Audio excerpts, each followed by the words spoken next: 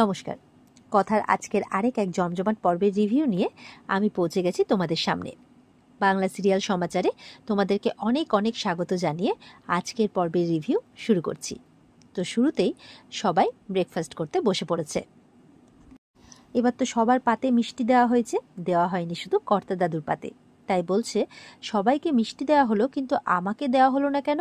কর্তাইদা বলছে, ও বাবা, শরীরের দিকে ধ্যান নেই, মিষ্টি খেয়ে কোনো কাজ নেই আপনার, বুঝতে পারলেন? এই বলে রান্নাঘরে চলে যায়। বলে, এই দেখো, এই জন্যই ভালো লাগে না, একটা মিষ্টিই তো চাইলাম। কথা বলছে, এই মাসে আপনার রক্তে শর্করার পরিমাণ অনেকটা বেশি আছে, তাই মিষ্টি খাওয়া আপনার একদম চলবে না। বলে, ধুর বাবা, একটা মিষ্টি খেলে তোমার আর ওই শর্করা ফরকরা বাড়বে না। বলে, না, বেড়ে যাবে। তখন অগ্নি বলছে, আরে বাবা, একটাই তো মিষ্টি চাইছে, দিয়ে দে না, নাহলে মনটা খারাপ হয়ে থাকবে, সারাদিন আমাদের পেছনে লেগে থাকবে।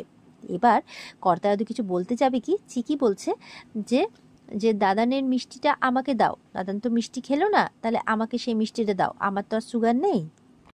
তো এবার কথা বলছে, দেখছো কর্তামা, দেখছো কেমন করে মিষ্টি চাইছে, দেখছো বুদ্ধি করে? বলে, হাসছে, বাচ্চা মেয়ে তো দিয়েই দাও একটা মিষ্টি। তখন জুনি খাবার নিয়ে যাচ্ছে, জুনিকে বলছে, এই দাঁড়া, একটা মিষ্টি নিয়ে যা। এই বলে মাফিনকে মিষ্টি দেয়। এবার তো মাফিন মিষ্টিটা খেতে খেতে কত বুদ্ধি মাথার মধ্যে, লুচির ভেতরে একটা মিষ্টি ভরে দিয়েছে।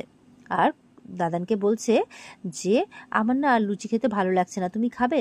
দাদান বলছে, না না না, আমার আর মিষ্টি ভালো লাগছে না, মানে আর লুচি খাবো না, মিষ্টি হলে হতো। বলে, ওফো, আমি বলছি তো নাও না। বলে, ও বলছো, দাও তাহলে। যেই লুচিটা দিয়েছে অমনি দেখছে লুচির মধ্যে একটা মিষ্টি ভরা। ঠিক বুঝে গেছে যে মেয়ে চালাকি করে আমাকে দিয়েছে খেতে। বলছে, তখন লুচিটা একদম ভাঁজ করে গপ করে মুখের মধ্যে ভরে নেয়। কর্তাইদা বলছে, ওই দেখো কাণ্ড, এইভাবে কেউ লুচি খায় নাকি? হ্যাঁ, বলে, বুঝতে পেরেছো গিন্নি, এই বাড়িতে না আমার দুজন বেস্ট ফ্রেন্ড, সেটা হচ্ছে আমার এই দুই নাতনি, তাই বলছে। এদিকে জুনি চিকিকে বলছে, তুমি মিষ্টি খাবে, একটা নিয়ে আসি। বলে, না না, sugar is not good for health, মানে বলছে কথা মা বলেছে। বলে, ও। তখন অগ্নি মনে মনে বলছে, সত্যি একদম কথাটা বেশ খুশি হয়। অঙ্কিত প্রত্যয় যারা যারা জানে যে ও তো কথারই মেয়ে, সবাই একে অপরের দিকে তাকাচ্ছে, কারণ সত্যি তো কথার মেয়ে কথার মতোই হয়েছে। অগ্নি মনে মনে বলছে, মাফিন ঠিক যতটা তোর, চিকিও ঠিক তাই। পিসির কাছে, পিসিয়ার ছেলে তো প্যাটি আর প্রিয়া, কিন্তু পিসিমণির আরেক ছেলে আমিও ছিলাম, ঠিক তেমনই মাফিন আর চিকিও আমাদের কাছে। তো তুই যেদিন সত্যিটা জানতে পারবি কথা, সেদিন তুই এটা অবশ্যই বুঝিস যে কেন আমি এই কাজটা করেছিলাম, শুধুমাত্র তোর জন্য, তোকে ভালোবেসে। এমনটাই মনে মনে ভাবছে। তো এবার মাফিন আর চিকিকে স্কুলে নিয়ে যাচ্ছে অগ্নি, কথা আর জুনি সবাই যাবে। তো বাচ্চা দুটো চিৎকার করছে যে কে সামনে বসবে, দুজনেই নাকি সামনে বসে যাবে। তো অগ্নি বলছে, সামনে তো একটাই সিট, তাহলে দুজনে কি করে বসবে? কথা বলছে, একদম সামনে বসা যাবে না, কারণ সামনে আমি বসবো, কারণ তোমরা সিট বেল্ট বাঁধতে জানো না। অগ্নিও বলছে, হ্যাঁ একদম, তোমরা তো সিট বেল্ট বাঁধতে জানো না, কারণ তোমরা তো বাচ্চা। আর জানো, বড়রাও, বড়দের মধ্যেও এমন কেউ আছে যে কিন্তু সিট বেল্ট বাঁধতে পারে না, যাকে বেঁধে দিতে হয়। কথার দিকে তাকিয়ে বলছে। তখন বাচ্চারা বলছে, কে কে? বলে, আছে একজন। তো কথাকে বলছে এবার আস্তে করে, কিরে বলে দেবো যে তোকে গোবর দেবী বলে ডাকতাম, তুই সিট বেল্ট বাঁধতে পারতিস না বলে? বলে, তাহলে আমিও বলে দেবো যে আপনাকে কর্তা দাদু পালের গোদা বলে ডাকে? তো জুনি তো তাদের কাণ্ড দেখে হাসছে। জুনি বলছে, আচ্ছা ঠিক আছে, আমি পেছনে বসছি, বাচ্চাদের নিয়ে তুই সামনে বস। তখন বলছে, না না, এত অপমানের পর আমি সামনে বসবো না, আমি বাচ্চাদের সাথে পেছনে বসবো, তাই বলছে।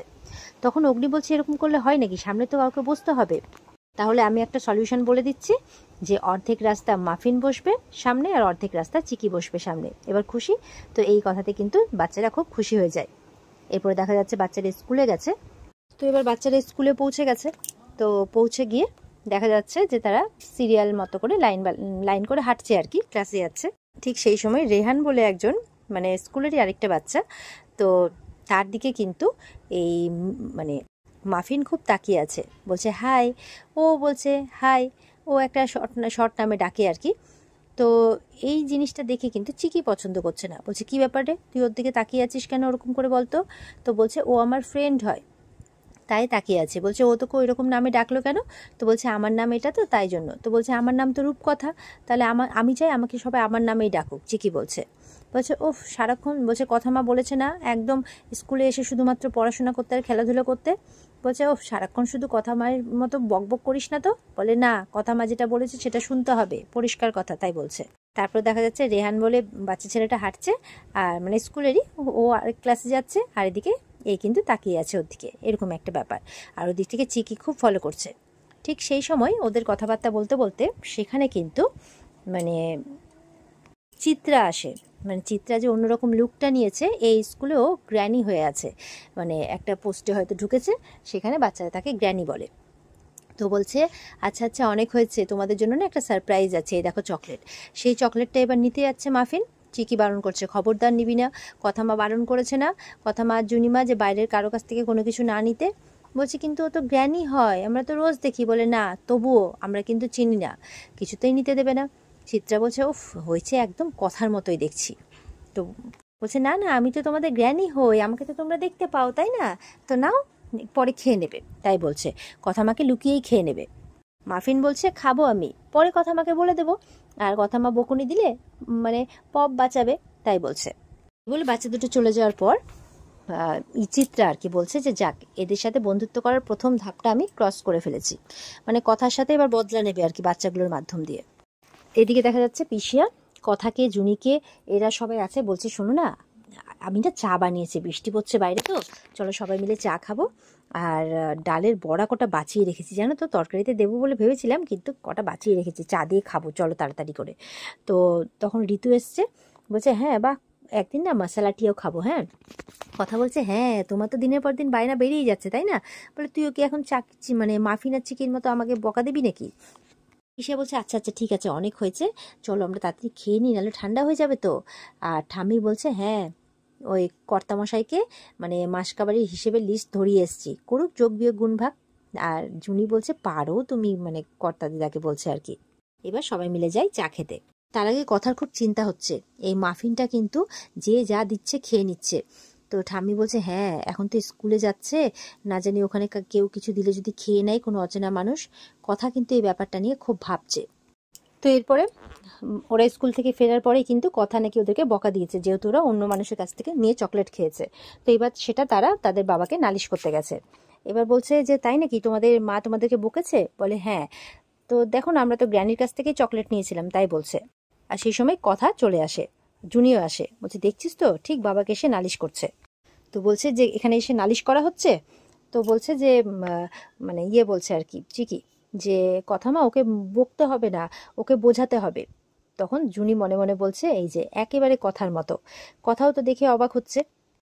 এবার বলছে মানে অগ্নি বলছে তুইও পারিস বটে, ওরা তো বলছে যে স্কুলের গ্র্যানির কাছ থেকে নিয়েছে। তখন বলছে ওদেরকে জিজ্ঞাসা করুন তো, উনি রোজ আসেন? তো ওরা বলছে না। বলছে দেখেছেন, কোন অজানা অজানা কে আছে, চেনে না জানে না। তখন অগ্নি ওদেরকে বকার ভান করছে যে কই, এটা তো তোমরা আমাকে বলনি আগে যে তোমরা চেনো না জানো না, অমুকের কাছ থেকে নিয়ে ফেলেছো, এরকমটা এরকমটা একদম করবে না, দিয়ে চোখ মারছে। বাচ্চারা তো খুব হাসছে। ওদিকে কথা বলছে দেখেছিস কত বোঝাচ্ছে, বোঝাই যাচ্ছে যে কত বোঝাচ্ছে। এই বলে বাচ্চাদেরকে কিন্তু খাওয়ানোর জন্য নিয়ে চলে যায়, মানে ফ্রেশ করিয়ে খাওয়াবে। তারপরে বলছে বাচ্চারা গ্র্যানিও বকা খেয়েছে। তখন অগ্নি বলছে তুই গ্র্যানিকেও বকে দিয়েছিস? হায় রে, হেডমিস্ট্রেস এসছিস রে। বলে না, আপনি জানেন না কোথাকার কে না কে, কে কখন কি এসে কি দিয়ে দেবে, তখন কি হবে।